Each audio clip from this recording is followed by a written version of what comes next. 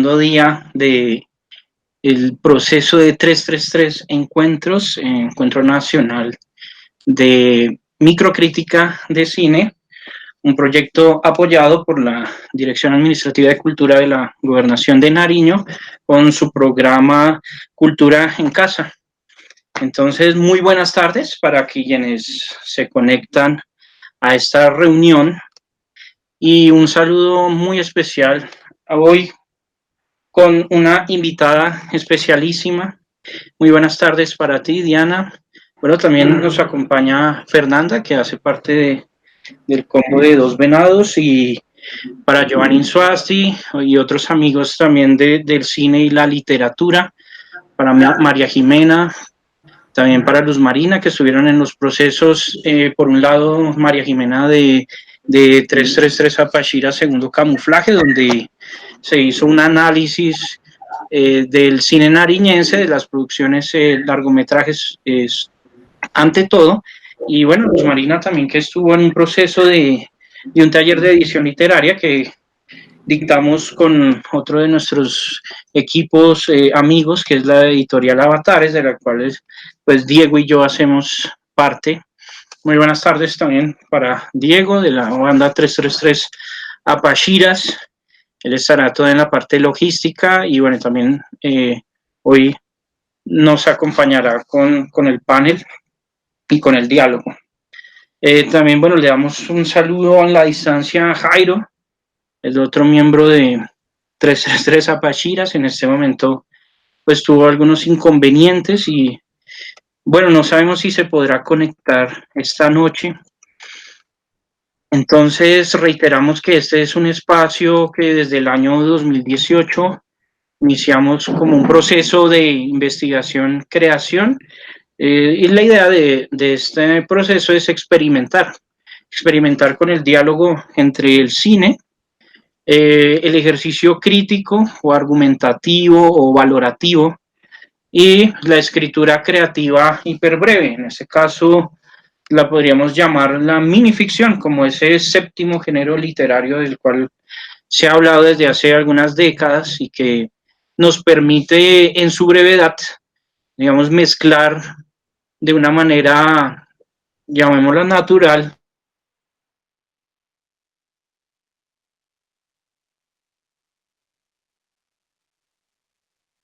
que maneja la minificción. Entonces, la microcrítica sería en este caso un subgénero de la minificción.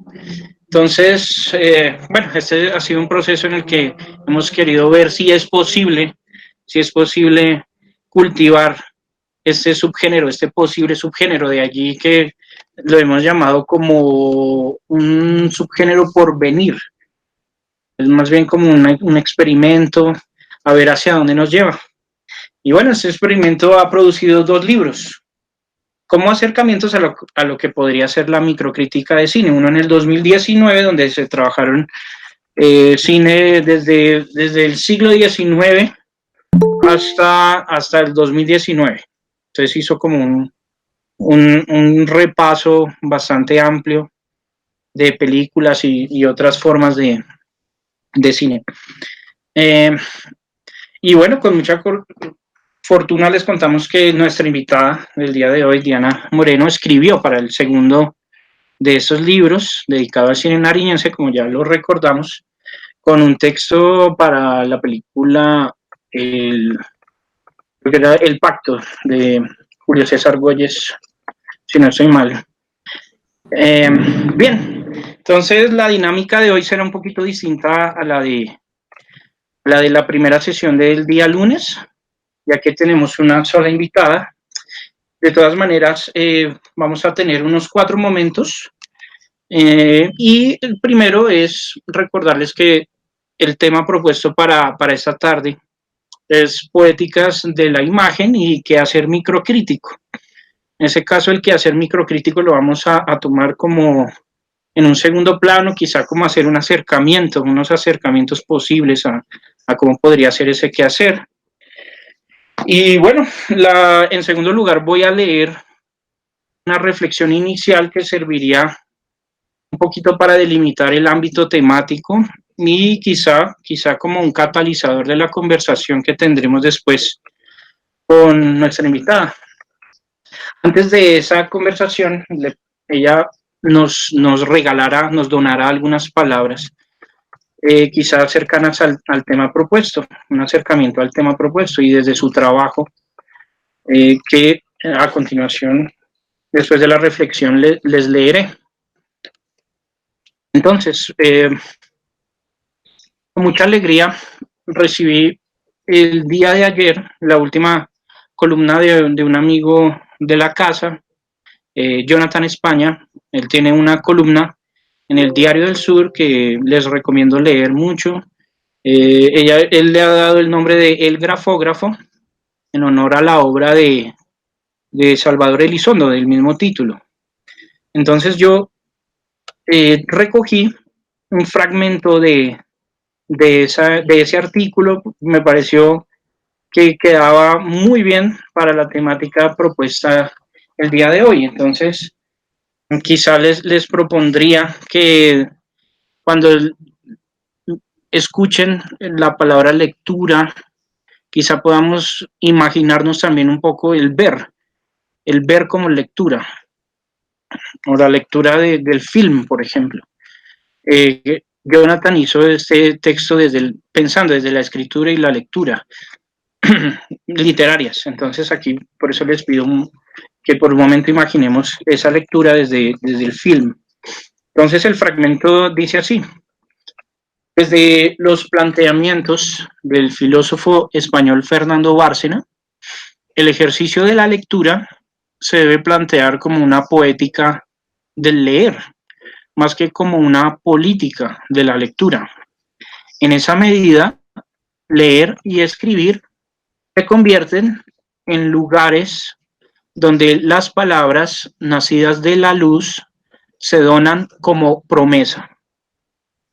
Cómo uno mismo se relaciona en tanto escritor y lector de un texto, en este caso una imagen, podríamos proponerlo, sería válido plantear una erótica de la interpretación, en la que no se propone una lectura desplegada en sí misma gracias a su propio ejercicio, sino una apertura plena y desnuda con lo escrito.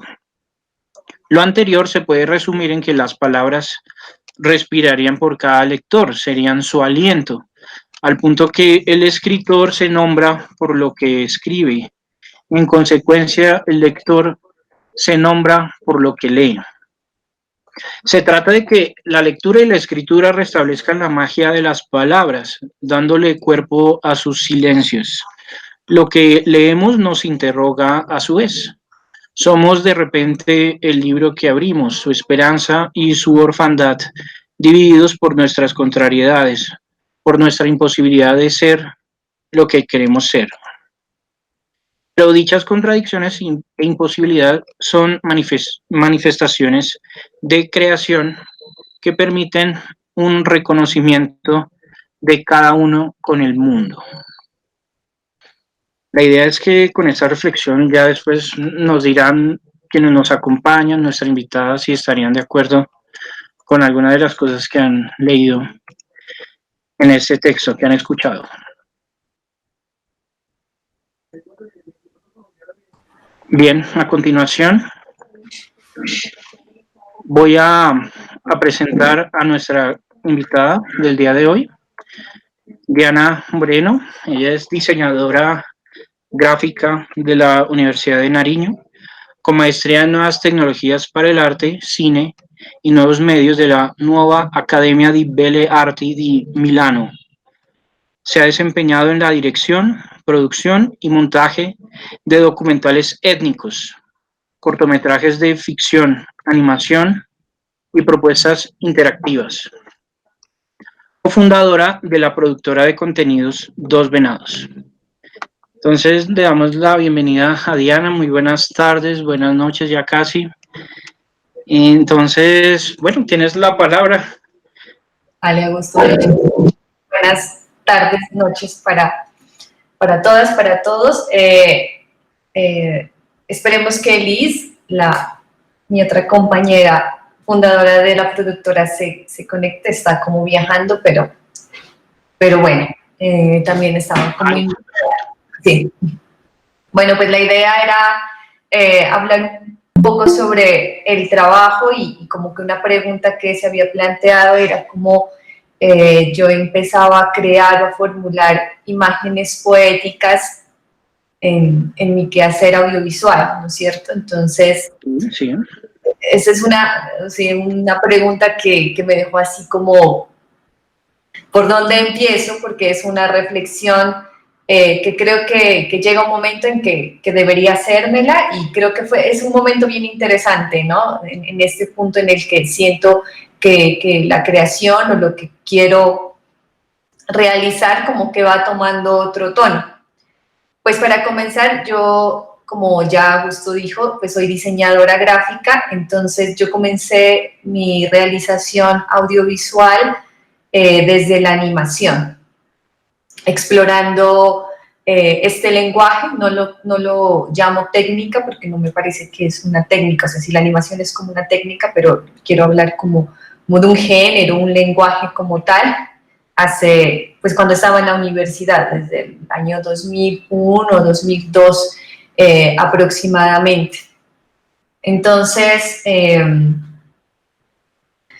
estando en la universidad, como les digo, comencé como a explorar este universo de la animación y quiero hablar específicamente de dos proyectos que desarrollé, que el primero iba a ser mi propuesta de tesis, que era un cortometraje animado basado en un cuento de Edgar Allan Poe, que es El corazón delator, y en ese momento mi asesor era el maestro John Benavides.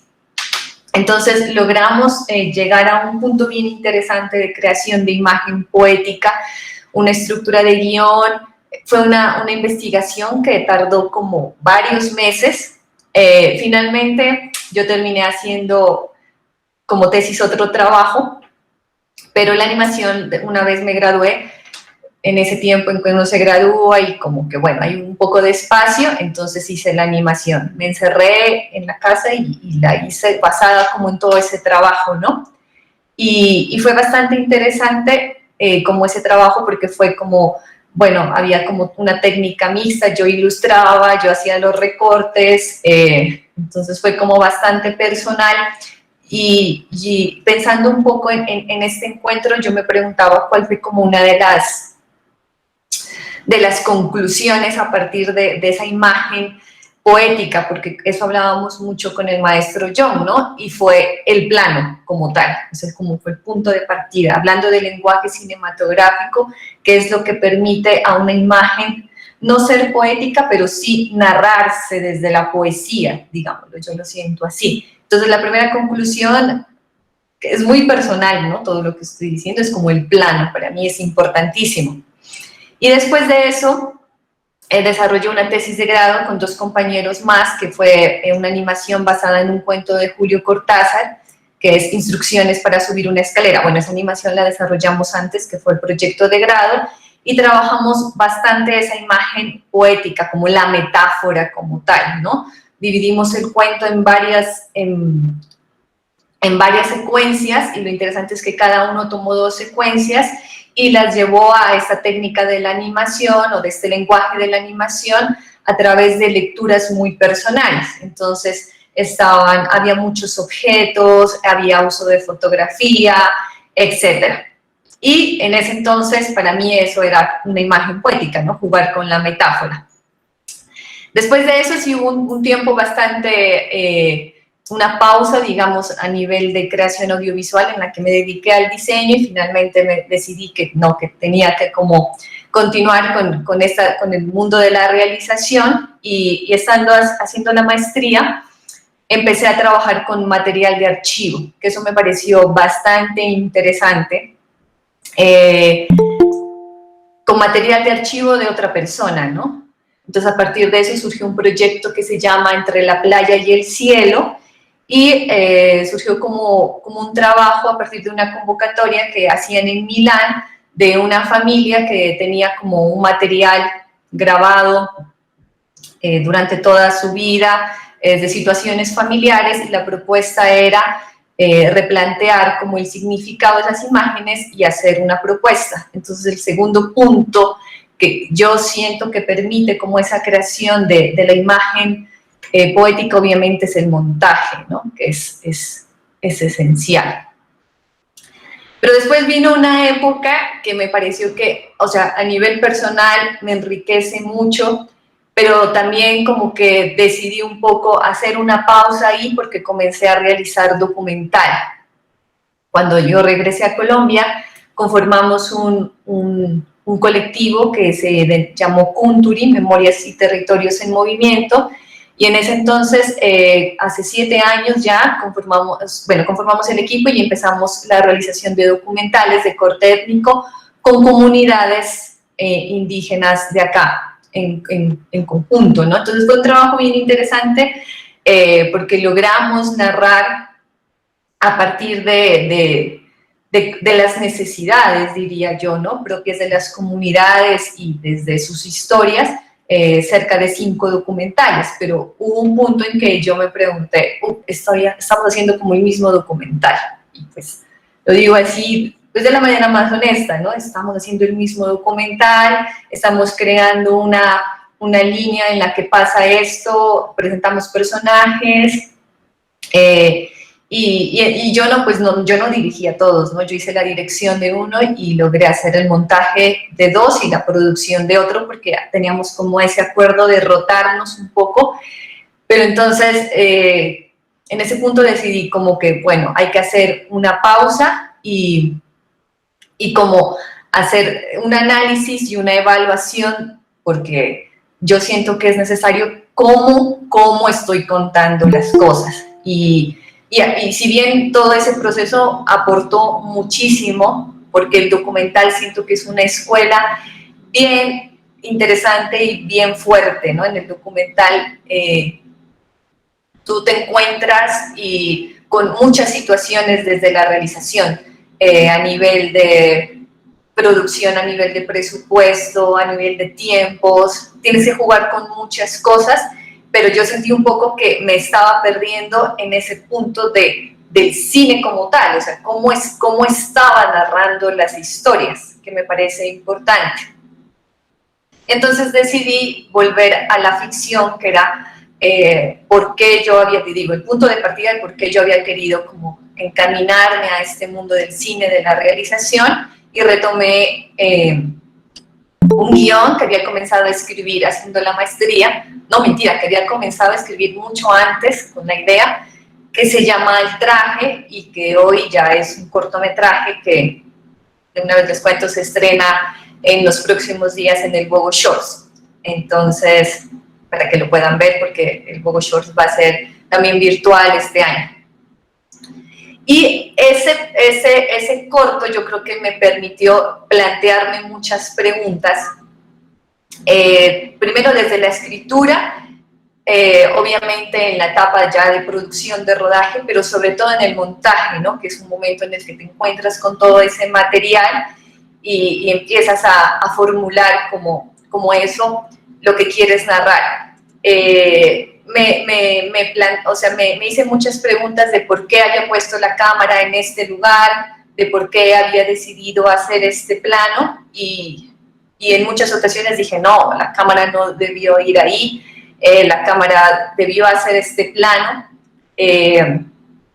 pero a veces uno tiene que correr también en el momento de rodaje con muchas cosas, ¿no? Con el tiempo, etc. Y aquí, como haciendo memoria, yo recuerdo mucho un plano del traje en el que yo insistí que tenía que ser así. Era un plano cenital de un vestido de primera comunión,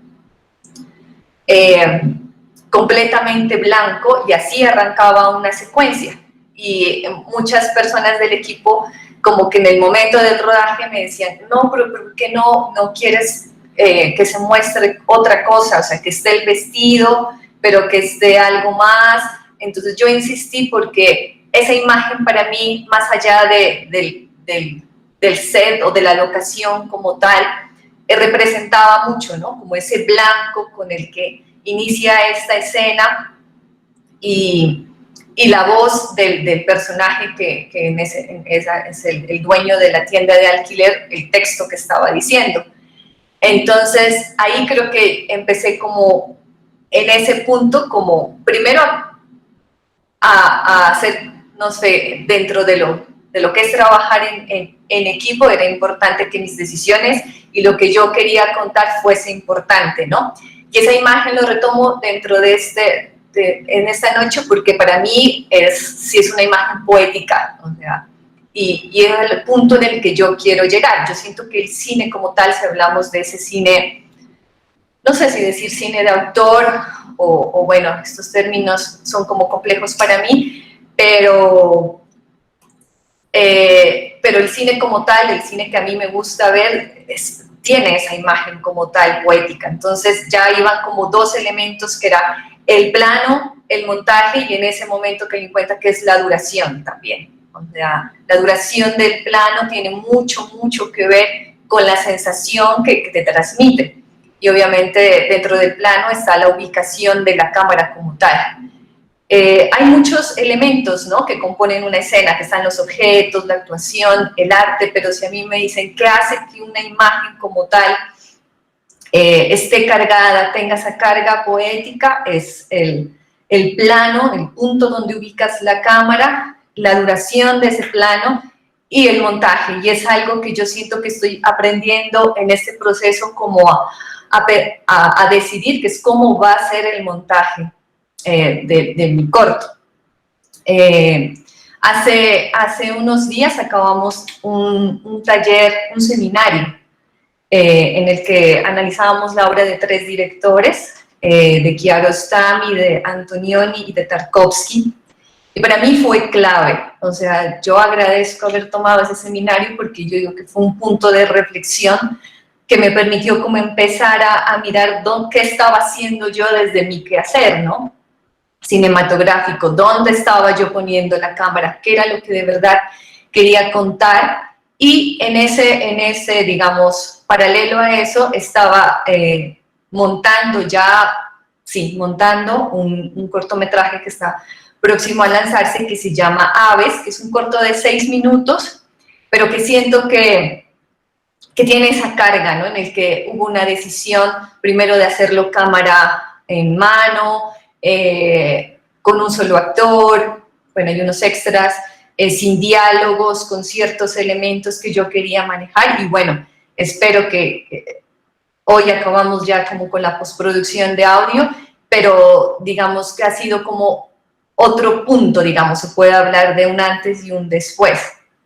Y como les digo, después de analizar estas películas, sobre todo de Antonioni y de Tarkovsky, es como mirar cómo jugaba la poesía en ellos, ¿no? Y de Antonioni recuerdo mucho todos esos planos en los que ese espacio como tal toma un protagonismo y estos actores dejan de ser actores y entre comillas se vuelven como un objeto más, pero lo importante es dónde posiciona la cámara y cuánto dura todo esa secuencia. Y pues en Tarkovsky sí que no puedo llamarlo más que un maestro, ¿no?, de cómo cuenta o cómo se cuenta, es que es como difícil hablar así como, pero te quedas con una sensación.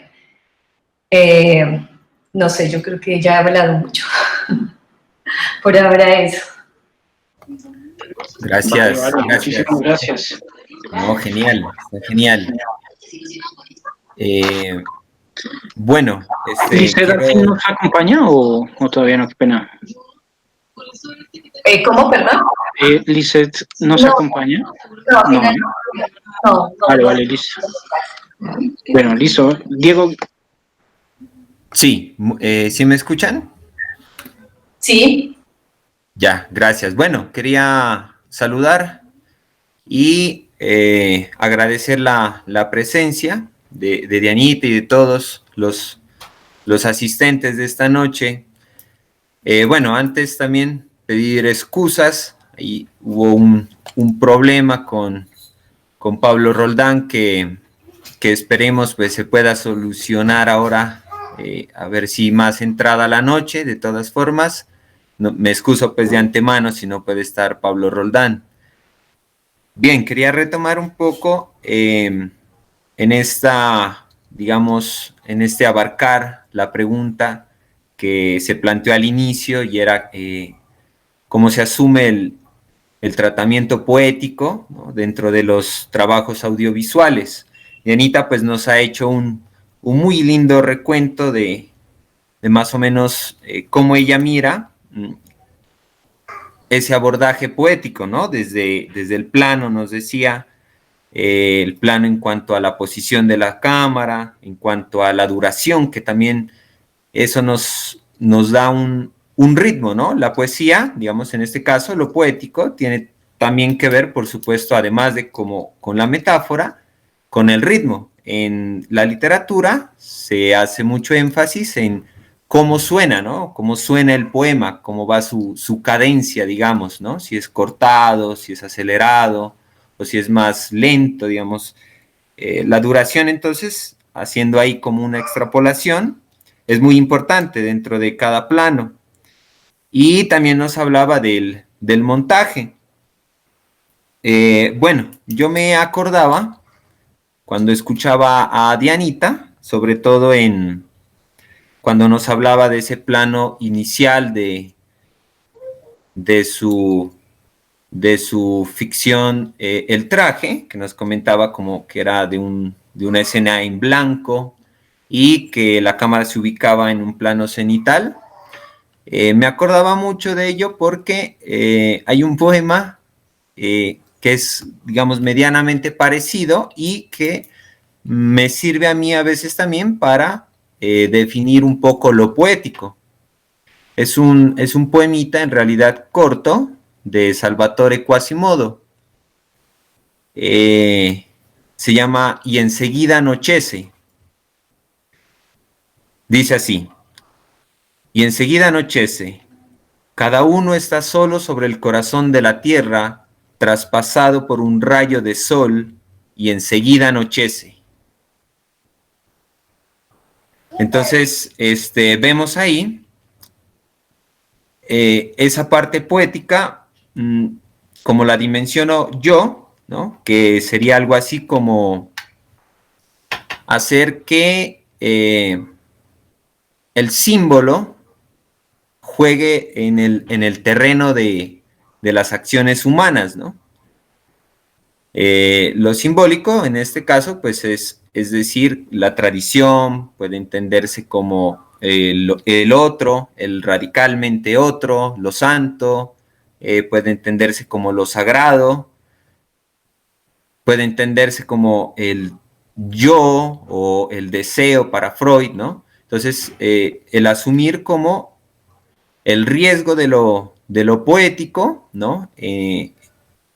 Significa también, pues, de alguna forma jugar con ese tratamiento simbólico en las imágenes, en la poesía, bueno, y en cualquier arte. Entonces, en este poema me acordaba sobre eso, sobre esos tres ejes que alguna vez nosotros conversábamos, que tal vez una película o una lectura simbólica de una película puede entenderse así, ¿no? Entonces está el eje vertical, que es la conexión de el hombre con lo sagrado, con lo divino, con la metafísica entendida como lo radicalmente otro.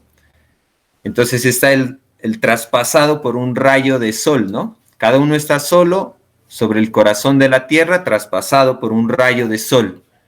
Y bueno, me acordaba pues en este plano que comenta Dianita, puede ser como eso, ¿no? Como esa conexión lumínica, un poco simbólica, pues muy simbólica me imagino, con ese blanco que a veces pues es casi que de luz solar, ¿no? Un blanco fuertísimo. También está el otro elemento que sería, bueno, para ir rápidamente, que sería el fuera de campo, que es como lo que se sugiere, digamos, ¿no? Como lo que el espectador casi que guiado, pues por supuesto, por toda la dirección, no solo dirección general, sino dirección de arte, dirección de fotografía y demás, interactúa con la película, ¿no? Entonces es lo que no se muestra, pero lo que de alguna forma se sugiere y completa el espectador cuando mira una obra. Y lo otro que lo hace poético sería, además de ese eje vertical, el fuera de campo, sería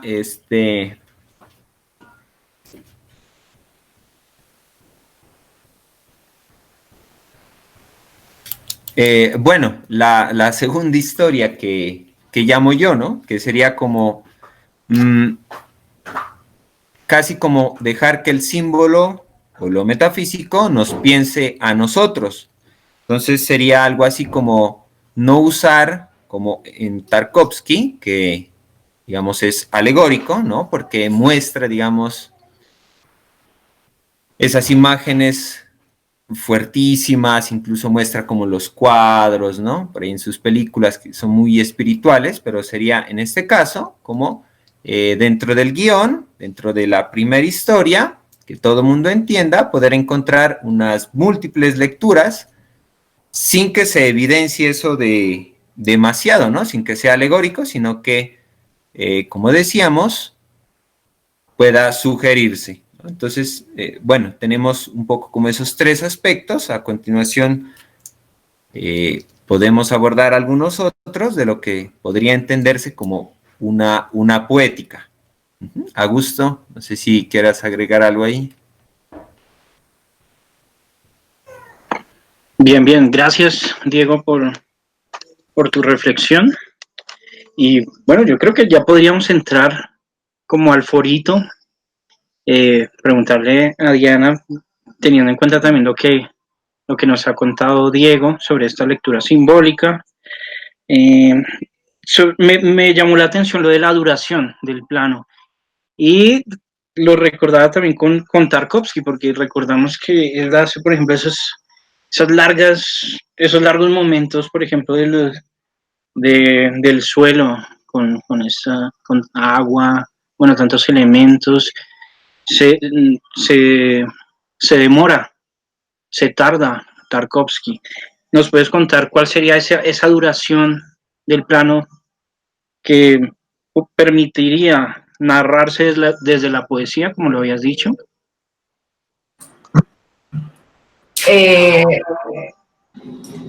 Bueno, es complejo, ¿no? Como determinar cuál es la duración ideal del plano. Yo creo que, bueno, creo que eso es una cosa de intuición, creería yo, ¿no? Que lo tiene claro el director. También me gusta mucho, por ejemplo, la duración en Antonioni, que yo había visto pocas películas de Antonioni, pero con este seminario, especialmente sus primeras películas, de una duración, él deja que la escena se desarrolle, que el plano se desarrolle, pero hace también unos cortes y unas elipsis muy fuertes, que traslada de un espacio a otro y uno queda como que es al mismo tiempo así como lento y de repente es el día siguiente o ha pasado como 4 o 5 horas. Yo siento que, como les decía, eso tiene que ver mucho con la intuición y con qué tanto sabes tú de la historia que estás narrando. Yo creo que eso es bien importante. Yo recuerdo mucho que yo tuve un profesor era una clase de asistencia de dirección en la maestría, pero estábamos viendo como esta parte del montaje y analizando películas plano a plano, y luego hicimos como unos cortos y en directo, o sea, delante de todos empezábamos a montar. Y él nos decía, sigan en la intuición, pero él estaba atrás como con un cronómetro, y claro, era un ejercicio bien interesante porque en vivo, pues con toda esa carga, ¿no?, de tener personas ahí, montábamos, pero él nos decía, sigan la intuición. Y yo siento que más, o sea, tiene que ver con eso, ¿no? Y obviamente se resuelve en el momento del montaje. Yo creo que eso es importantísimo, como la vida de un plano te la da el momento en que te sientas solo con tu historia, si eres el montajista, ¿no? Porque eso me parece como bien interesante, a veces directores que no son los montajistas de la película como tal, es como una propuesta bien fuerte, se me hace, ¿no? A veces, bueno, puedes tener a una persona que esté editando y tú estás ahí, pero a veces pues he leído, ¿no? Como algunos que no están presentes en el montaje, entonces eso me parece como bien complejo, pero bueno, va a tener que llegar el momento en el que también sueltes como un poco eso para que lo resuelva otra persona. Listo. Gracias. Bien, el otro tema que yo había notado acá, como que me saltó el interés, precisamente fue pues el movimiento, esa noción de la metáfora que se mueve, puede ser. Lo de que en la poesía pues, literaria, evidentemente no está en otro lenguaje, pues claramente. Aquí estamos en un lenguaje en el que el movimiento es esencial. Y recordaba un fragmentico de Fernando Pessoa, un poema, lo leeré, dice: todo se me confunde cuando creo que recuerdo, es otra cosa la que pienso, si veo, ignoro, y cuando me distraigo, claramente veo. Yo creo que eso podría ser como cercano a lo que tú nos decías sobre la intuición, quizá esa ceguera, llamémosla entre comillas, sagrada del arte, y también el movimiento que está allí. Entonces, si nos puedes contar también un poquito más sobre cómo sería, bueno, la cuestión de la dirección o también, como nos comentaba Diego, ese primer plano cenital del traje, del vestido que nos comentaba, si había esa intuición allí o esa intencionalidad más bien. Sí, uno de los planos que desde el momento en que empecé a escribir el guión no cambió. Que bueno, cuando escribía el guión sí tenía como claridad de cómo iba a ser y no es el primer plano de la película, no es como un plano en la mitad, pero abre como una escena y recuerdo mucho que este como fue un proyecto ganador del FDC, uno tiene como unas asesorías y una asesoría de montaje, un montajista muy pro que se llama Gustavo Vasco. Él me ayudó mucho como la historia como tal, quedó narrada como la tenía desde el principio, desde el guión y luego ya en la producción, pero sí hubo como unos cortes y algunas cosas que cambiaron y yo tenía miedo un poco que me sugiriera como quitar, o sea, hacer que ese plano dure menos y no lo tocó, porque muchos planos, en muchas secuencias, él me hizo la sugerencia y yo dije, no, le voy a hacer caso, ya voy a soltar un poco esto y le voy a hacer caso a todas las sugerencias que Gustavo me haga, todas las hice y yo tenía un poco de temor porque todas eran como con la idea de cortar un poco y ir como con lo importante de cada escena, como con los diálogos y resultó, o sea, fue una experiencia bien sobre con Gustavo y esta la dejó. O sea, no tocó para nada esa escena, entonces fue como bastante interesante, ¿no? Como dejar hablar al plano, y eso pues me gustó mucho. Pero también esa fue una escuela, así fue pues, como 3 semanas que estuvimos trabajando mientras hacía el montaje, y él como que miraba los cortes, y había cosas como que me costaban mucho, ¿no? Soltar. Porque eran diálogos que yo había escrito, pero él me hacía entender, pero no están diciendo nada, están diciendo personajes se queden ahí hablando de nada y no parecen personajes reales, me dice, y yo no lo podía percibir, porque yo estaba como tan desde el guión, desde el casting y luego la producción, tan ahí con esos personajes, que no lograba mirar lo que él estaba mirando. Esos personajes no funcionan, se te están volviendo personajes irreales, ya no funcionan, me decía. Y bueno, finalmente le hice caso en todo y sí, pues dio como una onda diferente. No cambió para nada la historia, pero sí adquirió un ritmo. Hay algunas cosas que me hubiera gustado como manejar diferente ahora que lo veo, pero bueno, eso creo que siempre va a pasar con todos los proyectos. Claro. ¿Cuándo se estrena el traje? El traje se estrena en el Google Shorts. Voy a dar las nombres de una vez. Si me disculpan, busco acá. porque este año va a ser híbrido, entonces para los que están en Bogotá, va a estar en la Cinemateca el 10 de diciembre a las 4 de la tarde, y en una plataforma que se llama minio.com va a estar desde el domingo 13 a las 6 p.m. hasta el martes 15 a las 6 p.m. Ahí, igual en redes sociales vamos a estar anunciando, pues, para que tengan más claridad. Gracias. Bueno, yo quisiera también, en relación un poco al ejercicio microcrítico, que pues, se trata también un poco de hablar de eso, entre tus creaciones, y creo que es de Dos Venados también, se encuentra un micro documental que se llama El espíritu del agua, si no estoy mal. Bueno, es, pues para quien no lo ha visto, pues no sé si esté disponible, yo tuve la oportunidad de verlo, pero se trata como, es casi una exploración del agua, un poco hacer conciencia, ¿no?, sobre los páramos también, que existen en Colombia. Y bueno, de un momento a otro es casi para el final, se transforma esas bonitas imágenes que nos presenta de algunos páramos, de algunas lagunas, se transforman hacia una animación y sale lo que podría entenderse como el espíritu del agua. Todo dura, creo que 2 minutos más o menos, pero alcanza a transmitir esa sensación que se quiere. Entonces, bueno, en relación a eso, quisiera preguntar ahí cómo se puede pensar, digamos, hacer cine, ¿no? Poder transmitir eso, poder transmitir, digamos, una intención metafórica, si se quiere, social o política, o es posible hacerlo en tan cortito tiempo.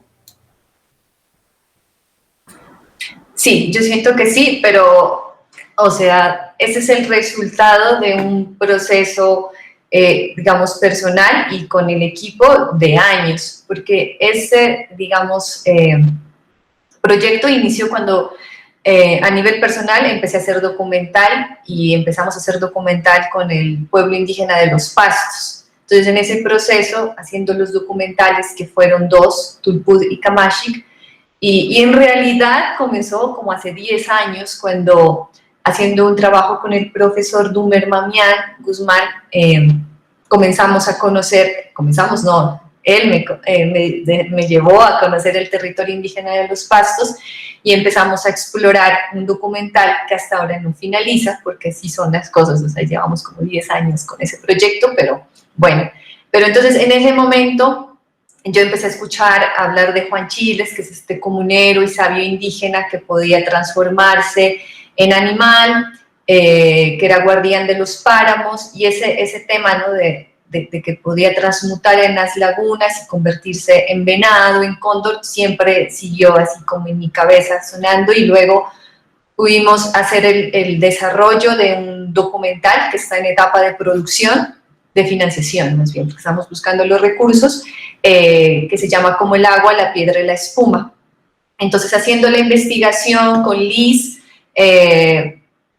logramos hacer un teaser, y luego continuamos con un proyecto, con la fase de producción que no hemos finalizado todavía, con un equipo, y nos encontramos con un resto de material de archivo que en esta época dijimos, bueno, tenemos que hacer algo, porque teníamos un resto de material, y hablar de Juan Chiles, o sea, es importantísimo para nosotros. Además que nuestra productora se llama Dos Venados, ¿no? O sea, no es así como al azar, eso tiene como que nos dejó un sentimiento a nosotros, a nosotras, y decidimos comenzar a crear este microdocumental específicamente para un proyecto, un concurso a nivel internacional que se llama We Art Water. Es un festival de cine, y en este tiempo pues decidimos comenzar a trabajar y a mirar cómo podríamos narrar, ¿no? En 2 minutos, máximo 3, se podía, como esta historia que habíamos empezado a trabajar desde desde el 2016 como equipo y hace 10 años a nivel personal, y encontramos como en esta figura del espíritu, que es una niña, la que narra, ¿no? Que es el espíritu protector del agua. Y fue bien bonito todo este proceso, porque pues trabajamos a la distancia, logramos sacar el proyecto, lo entregamos, se presentaron como 3.000 propuestas a nivel mundial y quedamos entre las 40 finalistas. Entonces eso fue como bien lindo y estamos esperando a ver si pues todavía no dan los resultados finales. Entonces, pero sobre todo es como eso que nos alimenta, ¿no? En realidad desde el ejercicio documental poder hacer algo, ¿no? O sea, este corto microdocumental creo que fue visto por muchas personas y seguramente algo habrá dejado, algo. Y pues esa es la idea. Ese ejercicio de condensar el microdocumental, ¿qué tan difícil es? Ahora que nos estás comentando sobre este trabajo, ¿fue difícil? Es otro difícil, es otro método de trabajo, ¿no? En el que te tienes que enfrentar con otra forma en el montaje. Obviamente un microdocumental en ese sentido creo que requiere otro ritmo. Habíamos trabajado con Liz también un microdocumental sobre empoderamiento femenino el año pasado con la gobernadora de Mapachico, y también fue otra cosa. Ese fue bien interesante porque fue una producción de un día, o sea, entonces nosotros decíamos, se pueden hacer también cosas así. Pero a nivel de montaje yo creo que, si les soy sincero, como que requiere más tiempo, así, ¿no? Porque estuvimos bastante. Y si es con material de archivo, aún más, porque es como mirar todo ese material, crear un guión base, porque nosotros queríamos que fuera una voz en off, crear ese guión.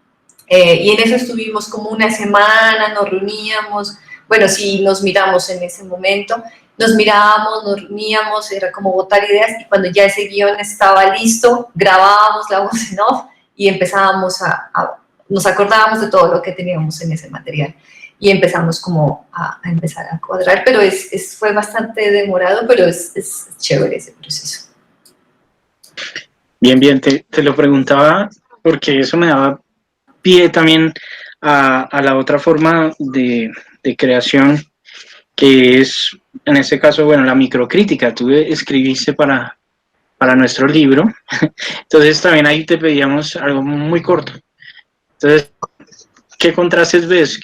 ¿Qué te fue difícil, por ejemplo, escribir corto? Claro, pues yo, la escritura me gusta, pues no me considero escritora, pero me gusta mucho. O sea, si yo digo, si tal vez no me hubiera inclinado por el cine, me hubiera gustado inclinarme por la literatura y escribir. Cuando era niña creo que escribía más, me gustaba mucho, entonces, y admiro mucho, o sea, a la persona que escribe.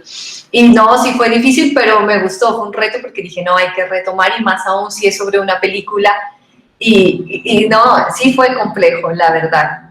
Esa película yo recuerdo que la había visto hace muchos años y recordaba la escena, una de las escenas de la taberna, y dije, no, la tengo que volver a ver porque fue en algún taller con alguien que se comenzó a hablar del pacto.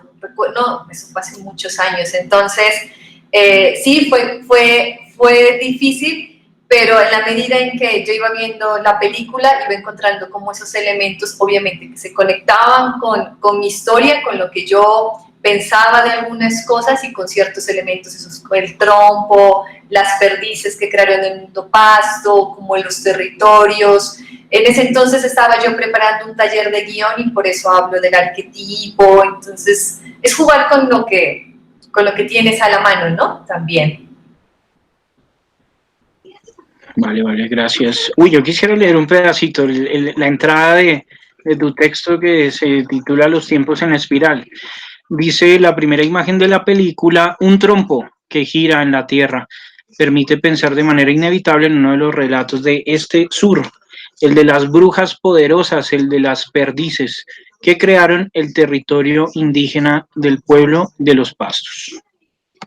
Una muy buena entrada. Y podría preguntar allí con esta entrada, ¿dónde estaría o dónde surgiría la poesía en el ejercicio del documental, porque yo también tuve la oportunidad de ver en el FICPA el documental de El espíritu del agua y es muy poético, muy bonito, los relatos. Entonces, ¿nos puedes contar allí cómo se puede buscar la poesía en el ejercicio documental?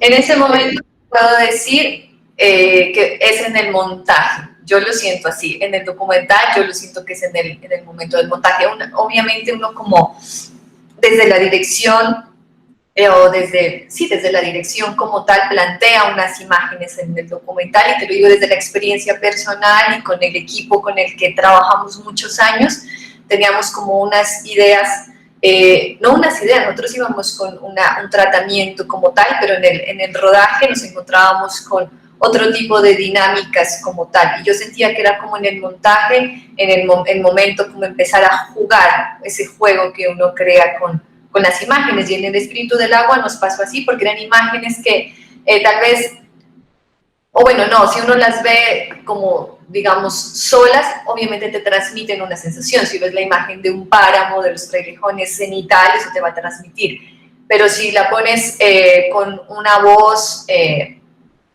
con un texto más que con una voz, ¿no? Porque no es la voz en off, es el texto como tal, y si antes está una imagen y luego otra, entonces te va a transmitir una idea diferente. Yo siento que en el documental lo más duro que también puede ser es el montaje. Yo trabajé 2 montajes de los documentales que les contaba, pero yo no había sido la directora, y ni siquiera pude estar en el rodaje de esos documentales. Entonces fue llegar, el director me llegaba con, yo decía, tanto material grabaste para 24 minutos, y eran 2, 3 meses de montaje, y era, eso era como muy complejo, pero finalmente lográbamos llegar a un acuerdo, ¿no? Porque no se trata que el montajista sea solo un técnico, sino que logre también, pues, transmitir sus ideas, y llegar a esos acuerdos costó, pero pues, digamos, se logró.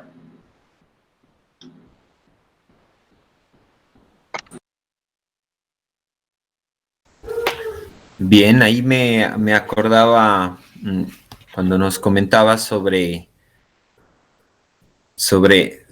todo esto del montaje y sobre la potencia que tiene el montaje en relación a la poesía y a la poesía, pues a la imagen poética, ¿no? Me acordaba de una escritora que se llama Ana María Schua. Ella trabaja lo que es la minificción. Y bueno, ella tiene un texto que se llama así, Brevedad, Técnica y Misterio. Ana María Schua entonces propone, es como un encuentro, casi, digamos, sí de esfuerzo, sí como de ensuciarse, pero también es casi como una revelación, ¿no? Entonces ella habla sobre los mineros. Entonces dice, bueno, ellos están todo el día como laburando y laburando, como escarbando entre rocas, entre barro, pero de un momento a otro pues aparece, gracias al esfuerzo, gracias también como a ese instante de revelación, la piedra en bruto, ¿no? Que luego, pues con más esfuerzo aún, puede convertirse ya en un diamante. Entonces, esa búsqueda en la escritura como de la palabra precisa, esa búsqueda sí, como del adjetivo, incluso del verbo que debe ser casi como revelado, como intuido, también me parecía a mí que en el montaje pues de las obras puede darse eso, ¿no? Como pues, desechar como muchas cosas que uno tiene por ahí y cada vez ir puliendo la obra hasta que se llega a ese diamante. Y eso pues puede resultar algo muy breve de extensión, ¿no? Tal como lo es la minificción.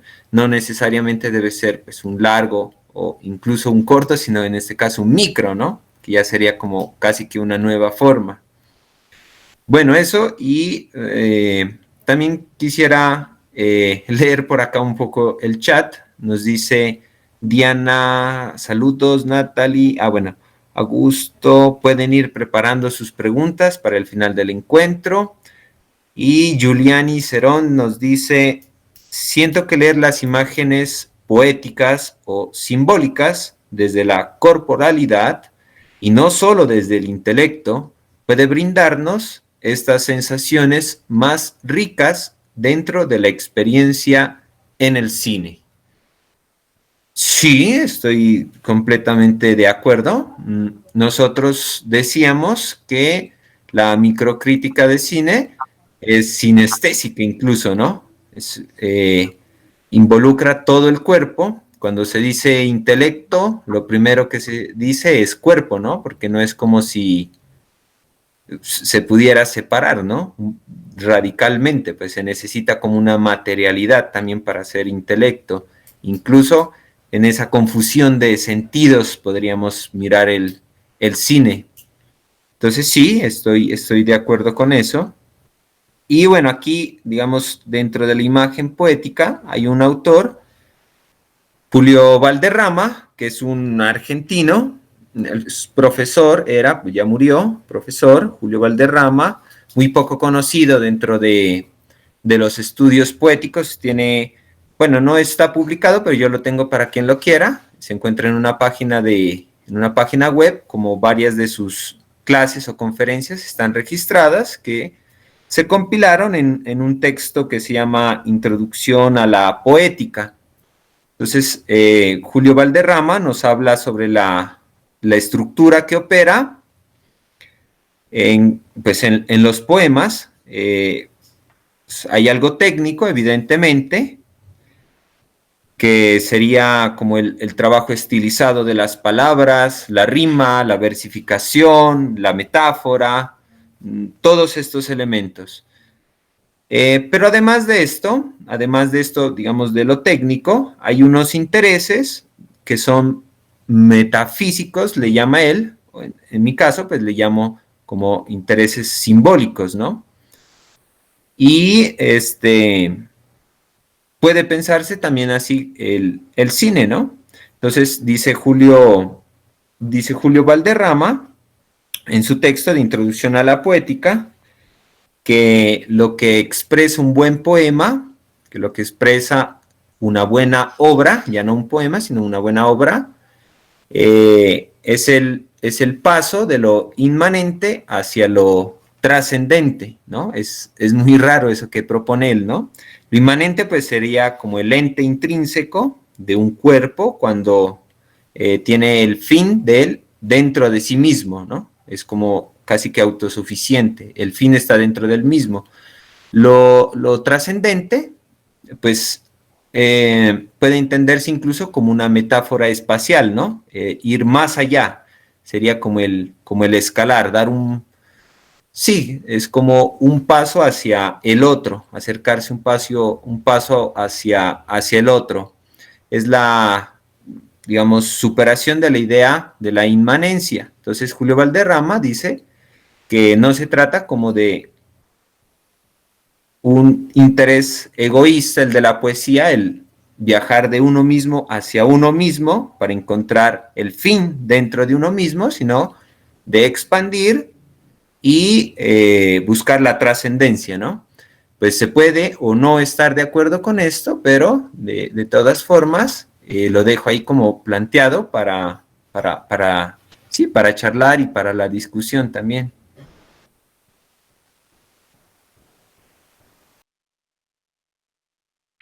Perfecto, gracias, Diego. Bueno, si Diana quisieras dar algún comentario acerca, bueno, lo de Giuliani Cerón me pareció muy interesante leer las imágenes poéticas desde la corporalidad y no desde el intelecto.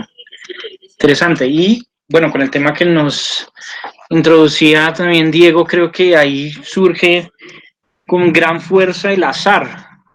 Y tú hablabas, bueno, montaje y azar. Podría ser ahí esa dicotomía. Entonces también recordaba dos cositas que nos dijo el maestro Julio César Góyez en el anterior encuentro el lunes. Primero, bueno, que para escribir sobre una película hay que verla. Entonces, el pacto, claro, la viste y ahí se pudo escribir al respecto. Y que no todo puede ser dicho. hay un misterio en todo artista y en toda obra de arte. Muchas veces no se sabe qué es lo que nos quiere decir un autor, en este caso, cineasta. Entonces podríamos hablar un poquito de eso, montaje y azar, y claramente con relación a lo poético. Si nos puedes contar algo al respecto. Sí, eso está interesantísimo, el azar. Eso es obvio con lo que uno desde la realización tiene que enfrentar y saber jugar, ¿no? Es clave eso, me parece como bien interesante y estoy como pensando en muchas cosas que nos han pasado, sobre todo como en el documental, ¿no? Como jugar con ciertas situaciones con las que no nos encontrábamos y estar como muy pendientes, ¿no? De lo que también el territorio y la historia y las situaciones desde la cotidianidad nos querían contar. También quería como reflexionar acerca de un poco de lo que escribió Julien sobre, me recordé mucho el taller que tuvimos sobre Abbas Kiarostami, que se llamaba El cuerpo como territorio, y fue bien interesante analizar o sentir estas películas de ese realizador iraní, ¿no? Y una de las cosas que yo le comentaba, porque fue un taller con Rubén Mendoza, le decía, porque fueron como 2 días viendo solo Abbas Kiarostami, y cuando tuve la posibilidad de decir, yo le decía que me sentía muy identificada, ¿no? Con ciertos trayectos, con ciertos recorridos y ciertos personajes que él encontraba en su Irán y que nosotros encontrábamos acá, y con la forma, más que como desde la realización, con la forma como un director o un realizador se tiene que encontrar con los territorios y con esos personajes que van apareciendo, ¿no? Y saber jugar con situaciones inesperadas, ¿no? Eso me parece como bien interesante, y saber que en algún momento la historia como tal puede transformarse de cierta manera. Y desde la ficción hay una cosa que hoy precisamente estábamos hablando, no recuerdo, ayer era como en un conversatorio que hicimos con Bobo Shorts, sobre en la ficción y específicamente en el traje, ¿no? Una de las cosas lindas que me parece como ese azar es que la niña, la protagonista, obviamente que no es una niña actriz, llegó un día a decirme que ella quería cambiar como unas cosas del guión, porque no se sentía cómoda con la forma en cómo expresaba, y eso fue, como bien chévere, ¿no? Pues claro, le dije, tú puedes cambiar como la estructura y decir lo que sientas. Entonces eso fue como un aprendizaje bien grande, que a veces como que uno dice, pero ¿con qué irá a salir la nena? No, pero fue como un agradecimiento así total. Entonces, como estar dispuesta a la escucha de todos los sentidos, en todos los sentidos, creo que es una manera de estar como pendiente de ese azar y que enriquezca finalmente tu idea, ¿no?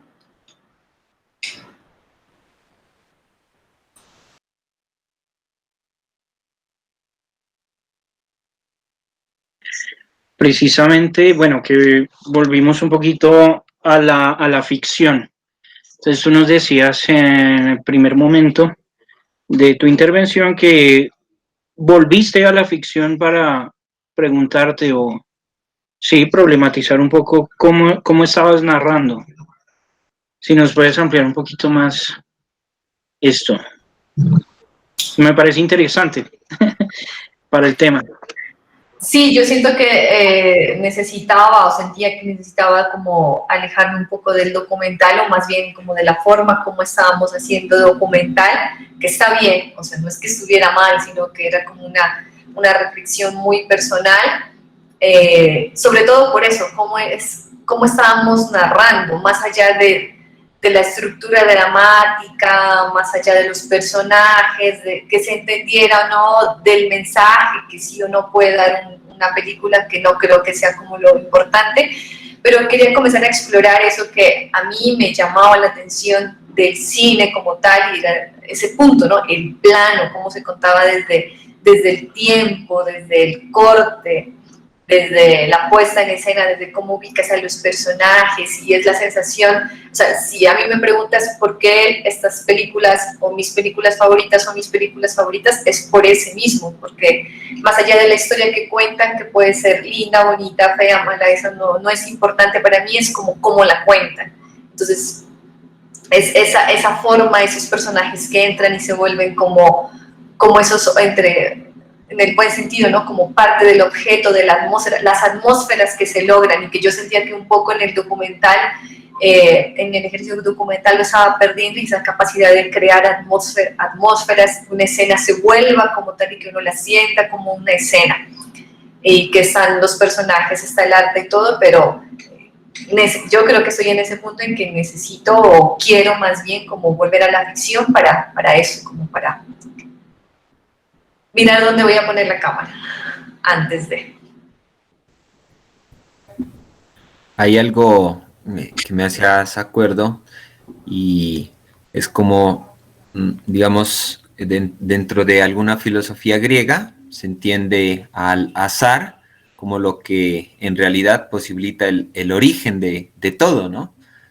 De las cosas. Digamos, si todo siguiera un estricto orden, pues no fuera posible como las múltiples combinaciones y mezclas que posibilitan la existencia de todas las cosas.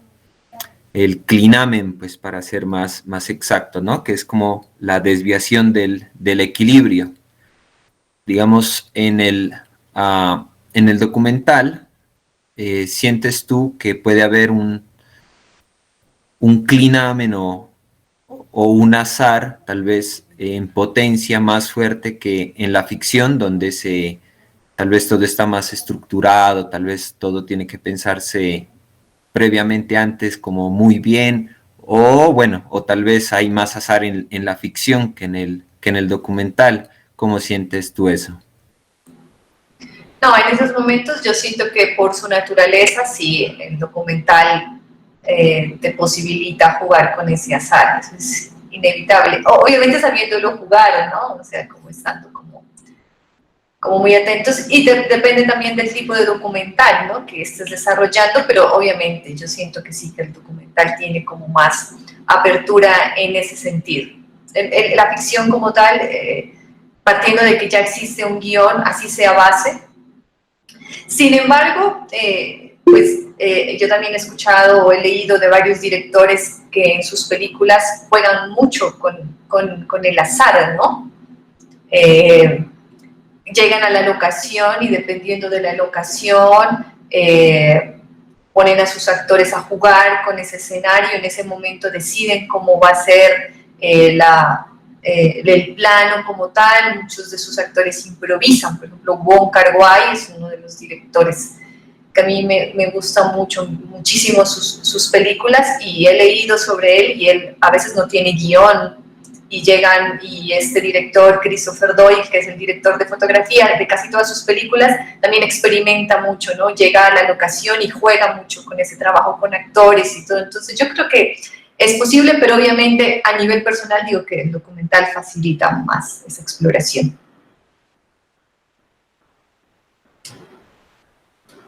Perfecto. Allí recordé, por ejemplo, ya que hablabas de Kiarostami, el cuento que planteaba él sobre la originalidad y ese trayecto, los trayectos largos que vemos en sus películas, como se ven reflejos en los vidrios, pues, de los carros en donde van esos personajes, y como tú dices, se van transformando. Y que también vemos en Rubén Mendoza, creo yo. Se mueve mucho en la carretera, su cine. Y bueno, allí como que también va surgiendo esas otras lecturas que en el inicio, en esa primera reflexión que yo leí, podríamos llamarlo como lo estoy buscando en ese momento, qué pena, y una erótica de la interpretación desde allí, desde esos reflejos, desde esas formas de hacer cine que son un poco, sí, azarosas, poéticas, se genera una lectura más amplia, creo yo, se puede generar una lectura más amplia. Bueno, yo quisiera que retornemos o preguntarte acerca nuevamente del ejercicio de la microcrítica o bueno, de la escritura de cine. Tú hablabas allí en algún momento del cine de autor y bueno, cine comercial. Entonces, desde allí tú decías, bueno, esto quizás es un tema difícil porque no sabemos si realmente en el cine de autor es donde hay más, donde podríamos rastrear más la poética que en el comercial, que quizá no, quizás sí. Bueno, allí dejaste planteada la pregunta, me parece interesante dejarla así, abierta, pero si nos puedes comentar ese ejercicio de escribir acerca del cine, eh, ¿qué importancia podría tener, digamos, por ejemplo, en el caso del cine nariñense, el caso de reflexionar alrededor de un cine? Ese caso podría ser el cine nariñense. Yo creo que es importante desde la premisa que obviamente el cine como tal habla de un territorio, ¿no? Eso es, pues no se puede negar que si vemos cine nariñense va a tener ciertas características que no las tiene el cine antioqueño o el cine hecho en Santander. Eso es obvio, pero yo siento que el hablar o el escribir de eso permite como también reconocernos. Yo siento que uno con el cine permite reconocerse, o sea, en el cine te miras como tal, o sea, una película puede representar un espejo, ¿no? Y mirarse a sí mismo con una realización local, pues creo que es un poco más fuerte, ¿no? También habla sobre las necesidades y sobre las preguntas que como realizadores nos estamos planteando. Entonces, escribir sobre eso también creo que es importante. ¿Qué estamos narrando desde Nariño?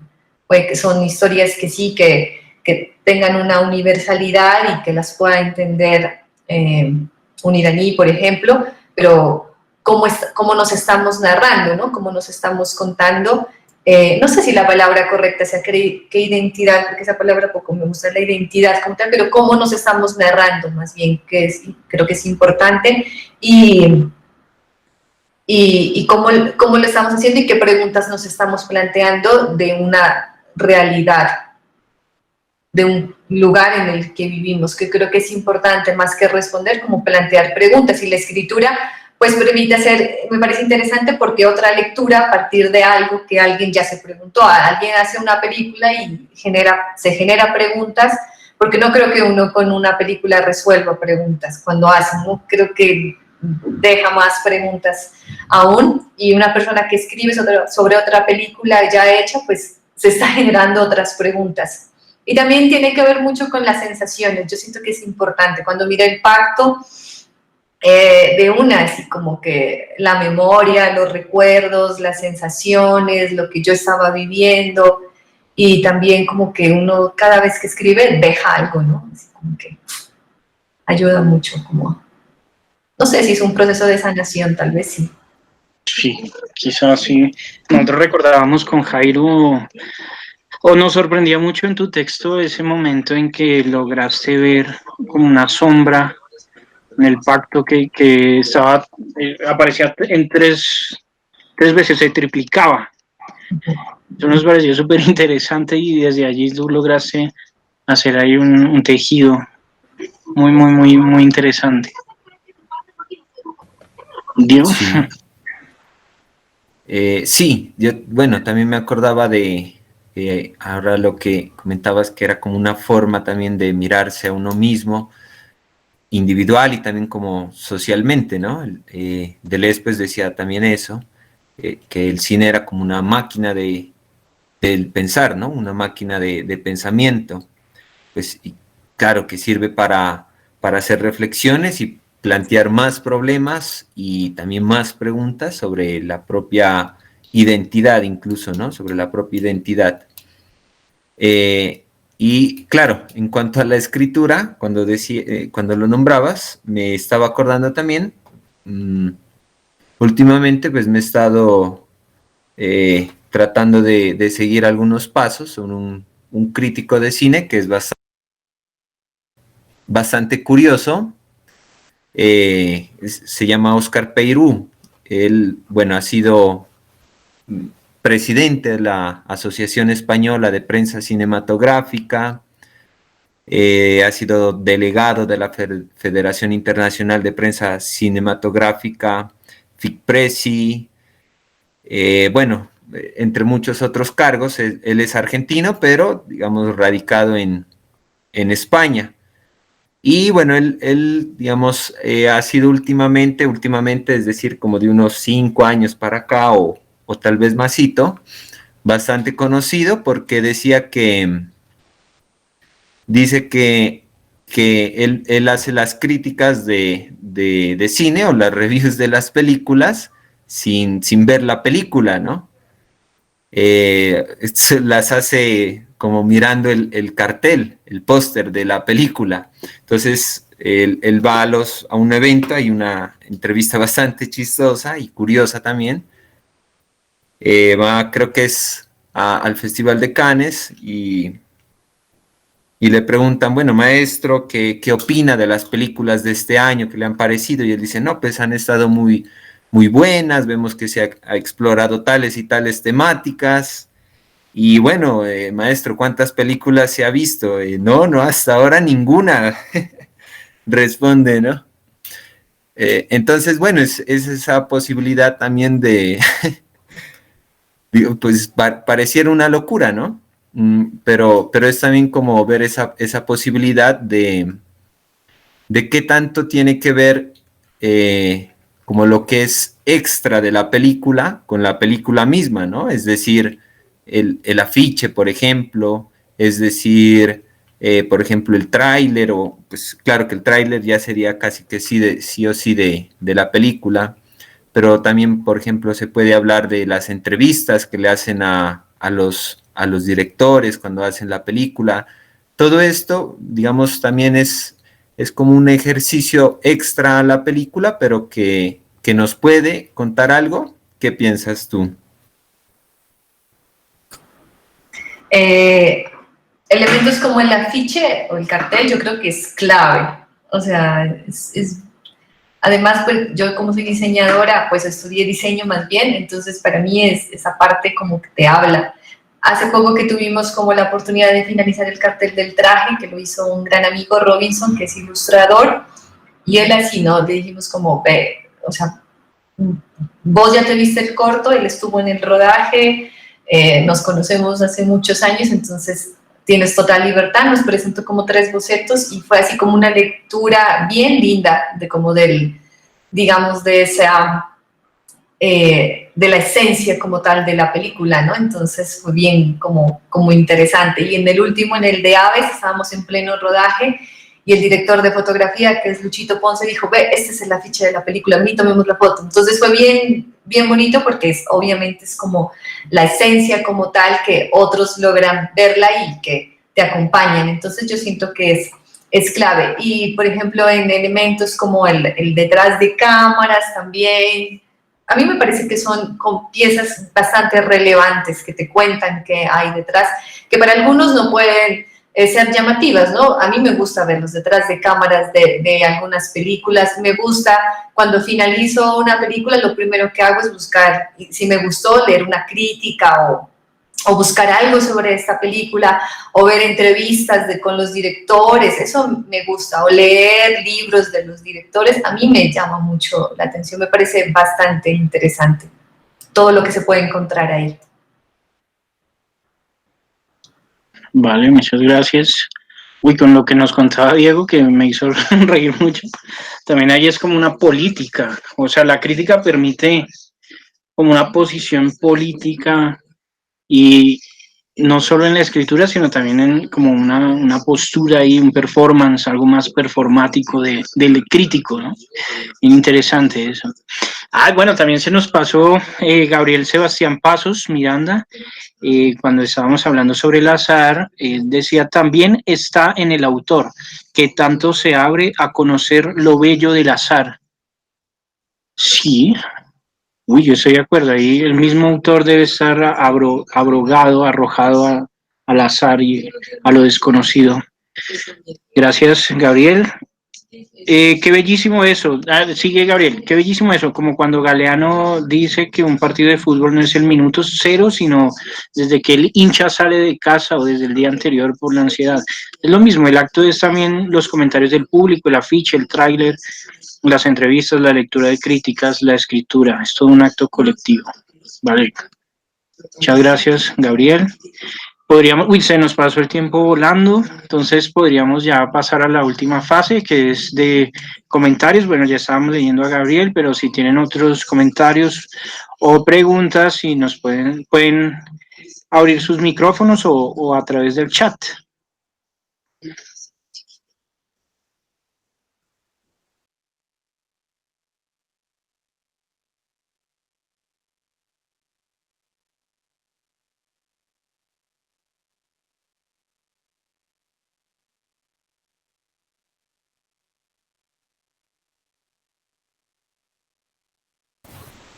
Bueno, aquí hay una pregunta, pero pues no la entiendo muy bien, pero la voy a leer. Dice, ¿cómo fue esa relación con la infancia Uy, en súper cuanto bonito. al corto? Dice. Maya. ¿Cuál corto será, Giuliani? ¿El del agua? ¿El espíritu del agua? No, yo creo que sí.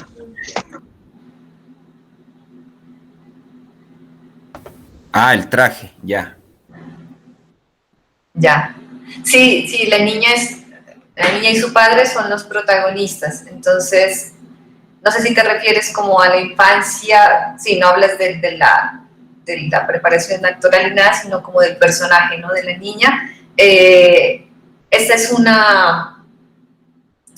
un corto que nació, o sea, el personaje principal siempre había sido el mismo, pero luego se traslada al campo y surge esta niña que, pues no voy a contar mucho, ¿no? Del corto, pero tiene que ver o representa más bien como la redención, ¿no? Porque es un personaje que está buscando redimir sus culpas, las culpas suyas y la culpa de una familia, y puede ser de un pueblo o de episodios como tal de su padre y de sus amigos. Entonces esta niña que está por hacer la primera comunión también representa como esa redención para todas esas relaciones que se entretejen en la familia. Eso podría decir. ¿Tú crees que la infancia, bueno, sobre todo en la literatura se ha hablado mucho de la infancia como patria, del escritor, del autor, bueno, del artista en general? Para ti, ¿qué tan importante ha sido tu infancia? Hoy dieron unos libros. No, eso que estuvo muy lindo, la infancia como patria. Y precisamente estos días que han sido así como de bastante reflexión, después de ver Tarkovsky, todo es como una semana, obviamente me preguntaba, ¿no? ¿Qué es lo que estoy colocando en mis escritos? Y obviamente sí, tiene que ver mucho con lo que los primeros años de tu vida te forman, así, no neguemos, pero sí, o sea, tu infancia es tu patria. Y me acordaba de eso, ¿no? Y hablábamos con un amigo de dos cosas, de Tarkovsky, estábamos hablando precisamente hoy, estábamos hablando de Belio Rosero, ¿no? Que estoy leyendo La carroza de Bolívar, entonces él me decía, claro, Belio continúa escribiendo sobre su infancia, desde Argentina creo que vive, continúa escribiendo sobre su infancia, o sea, como que es reiterativo eso, y claro, él vivió acá en esta ciudad sus primeros años y su obra está como, o por lo menos este libro inicia o digamos la apertura como tal que permite, bueno, después hablar como ya de temas específicos, es la infancia o los recuerdos que él tiene, ¿no? De una sociedad pastusa. Entonces yo siento que sí, tu infancia te define y va a estar presente, quieras o no, en este caso en tus creaciones.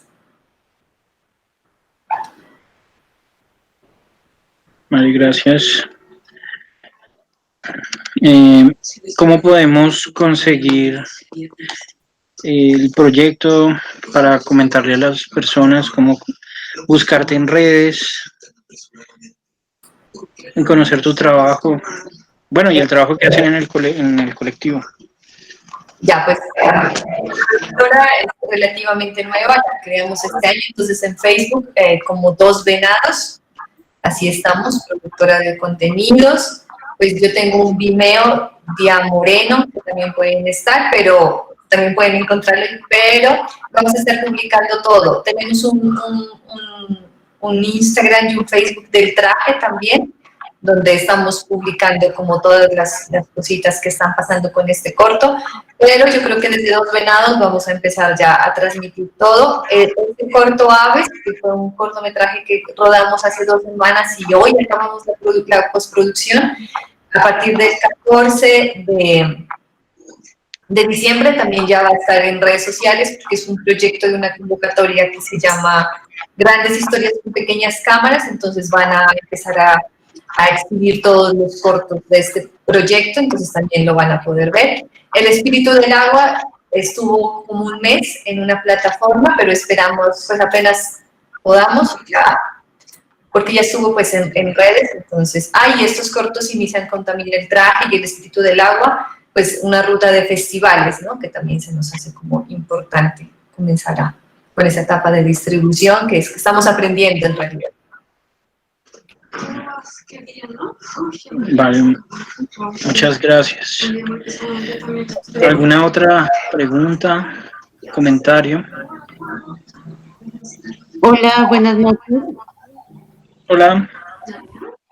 Bueno, quería hacer como una pregunta desde esta premisa, que es, no es necesario decir todo, basta con insinuarlo.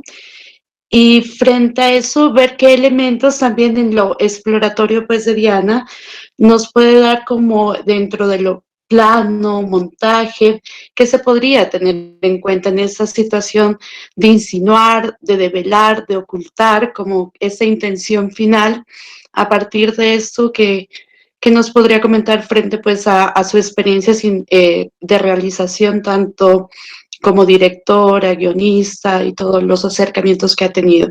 Eso, gracias. Gracias, Jimena.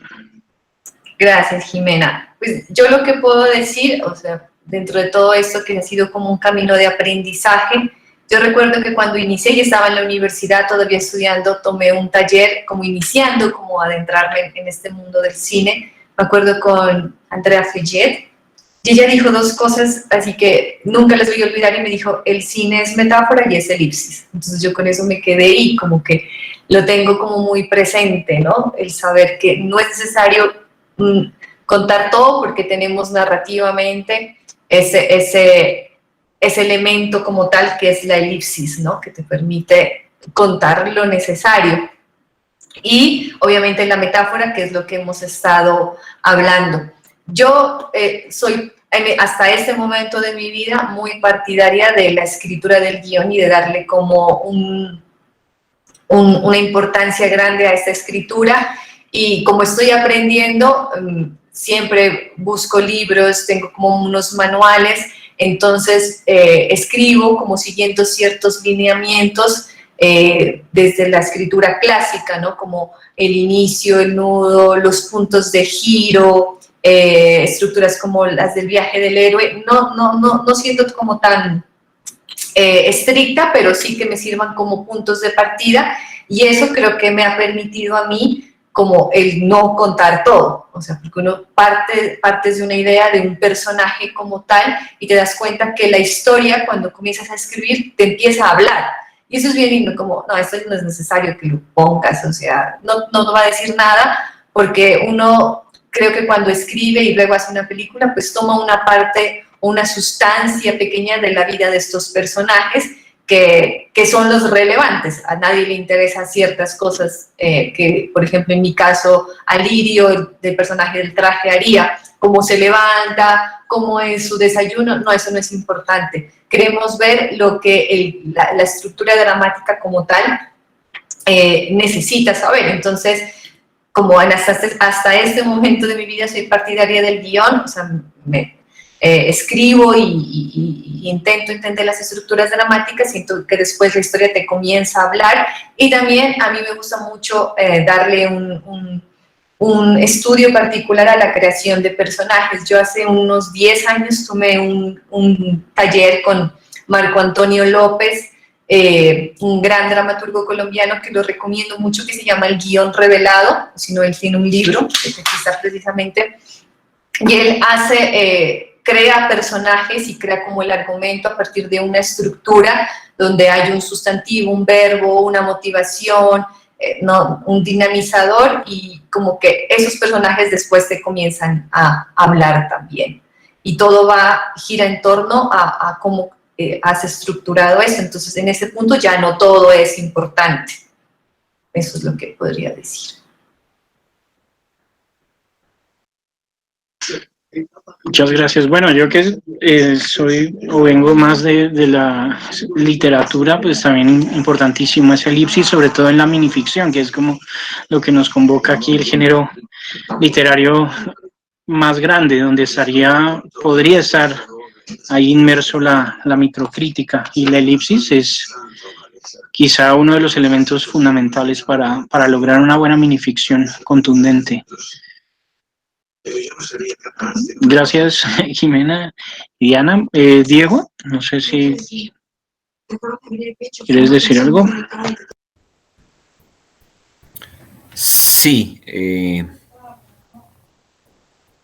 claro, pues estaba recordando también esos nexos que hay entre precisamente la escritura y lo que estamos hablando esta noche, que serían esa plasticidad de la imagen, ¿no? Como en alguna oportunidad nos hablaba también algún compañero de nosotros, que tiene que ver exactamente como con eso, ¿no? Con la importancia de que en tanto en la escritura la imagen sea como clara y potente a la vez. Y también, bueno, se habla, además de esto, de la elipsis en la escritura también, ¿no? Entonces, sobre todo en lo que nos convoca, que es la minificción, contar lo que es, nomás, sin excesos, porque el exceso, de todas formas, además de minimizar o de adornar demasiado lo que se quiere decir, pues hasta trunca la interpretación. Y por supuesto también hablábamos dentro de la escritura de la metáfora, ¿no? Que es es importantísima, pues la metáfora, ¿no? La metáfora lo es casi todo prácticamente. Sin embargo, también hay que ser muy exacto para poder plantear una buena metáfora, ¿no? Sin caer precisamente en metáforas ya muy remaídas o en lugares comunes que llamamos. Entonces, veo que se puede considerar también el hacer cine y el escribir como una forma de texto en general, ¿no?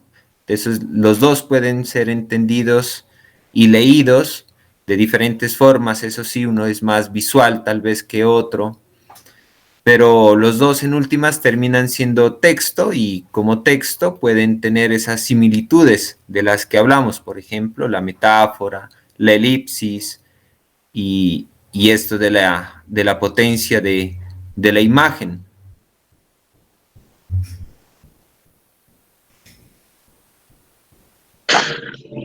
Bueno, Diego, muchas gracias. Entonces, creo que ya hemos llegado al final de esta sesión, de este evento. Agradecemos muchísimo a nuestra invitada, Diana Moreno. Muchas gracias por todo lo compartido y lo donado esta noche. A ustedes, tengo muchísimas espacio. Muy bien. Y también muchísimas gracias a todos los que se conectaron a este encuentro, a esta reunión. Por aquí tenemos a Luz Marina, muchas gracias. Felicitar a la invitada por el juicioso trabajo y la paciencia para trabajar un proyecto por años. Muchas gracias. Bastante difícil y un sacrificio de un artista. Y bueno, nos quedamos con algunas ideas importantes, como el cine puede ser visto como ese movimiento de la metáfora, quizá, ese poema en movimiento. También me quedó lo de la historia te empieza a hablar, algo muy, muy, muy bonito, como una conclusión. Y el azar, como ese gran creador también, Clinamen, ya dijo Diego, el desvío. Entonces, para terminar, podría leer un pedacito de un texto de Jean Cocteau. Dice, puesto que estos misterios me sobrepasan, fingimos ser sus organizadores. Entonces, muchísimas gracias, muy buenas noches para todos. Gracias a los amigos conocidos que se conectaron esta noche y bueno, el próximo evento el viernes, si nos puedes también acompañar, porfa, Diana, sería como un foro más amplio. Y muchas gracias, Diego. Gracias, sí, muchas gracias, Diana, de corazón. Admiramos desde acá muchísimo tu trabajo. Nos pareces una persona muy importante en todo lo referente al cine, y no solo nariñense, sino también desde mi gusto personal. Admiro mucho el trabajo y bueno, quería agradecerte por compartir estas palabras. Tomé muchos apuntes, voy a estudiarlos. La revisión sobre esta entrevista la pueden ver posteriormente, la vamos a subir, ya les pasaremos el link. Les queda agradecerte muchísimo, Dianita, y también a todas las personas que nos acompañaron esta noche. Muchas gracias. Listo, muchísimas gracias. Muchas gracias. A todos y bueno, muy buenas noches para todos. Nos vemos. Chao, que se bien. Adiós, adiós, Gabriel. Gracias. Muchas gracias, y Jimena. Muy buenas noches para todos. De veras que no tienes límites.